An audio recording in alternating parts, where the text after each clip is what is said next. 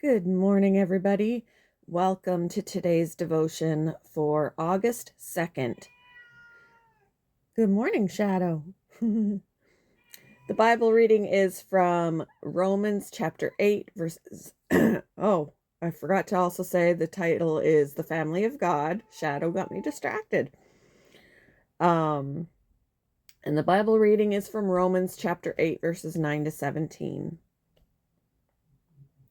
You, however, are not in the realm of the flesh, but are in the realm of the Spirit, if indeed the Spirit of God lives in you. And if anyone does not have the Spirit of Christ, they do not belong to Christ. But if Christ is in you, then even though your body is subject to death because of sin, the Spirit gives life because of righteousness.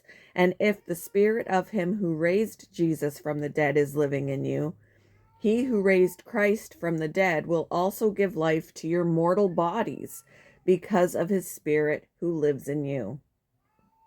Therefore, brothers and sisters, we have an obligation, but it is not to the flesh, to live according to it.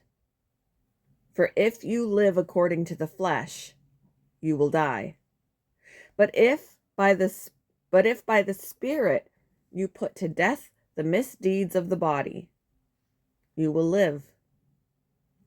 For those who are led by the Spirit of God are the children of God. The Spirit you received does not make you slaves, so that you live in fear again. Rather, the Spirit you received brought about your adoption to sonship, and by him we cry, Abba, Father. The Spirit himself testifies with our spirit that we are God's children.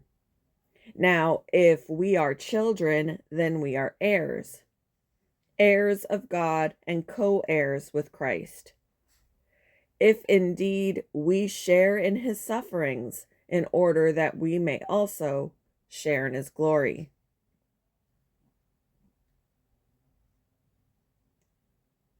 It was 1863. Edwin stood on a railroad platform in Jersey City. He watched as a young man was forced by crowds against a train car. The man dangerously fell into the crevice between the train and the platform. The train started to move. Edwin reached down and at the last minute pulled the man to safety. The saved man was Robert Todd Lincoln, son of President Abraham Lincoln. Robert later wrote that his rescuers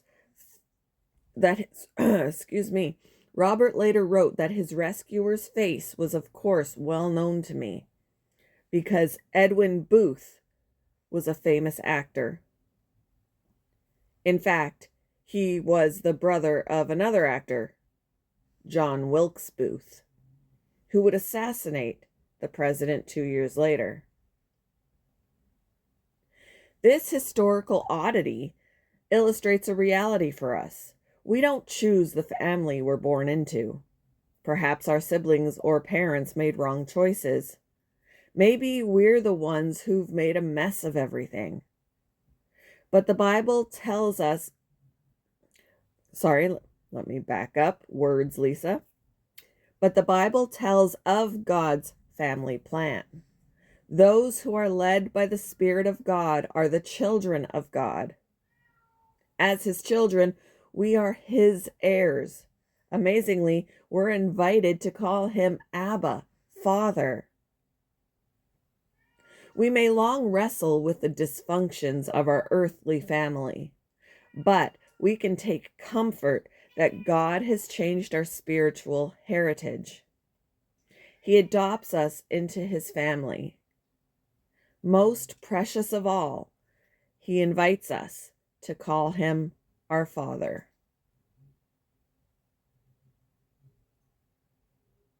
What does it mean to you to be part of God's family? How does it compel you to live differently?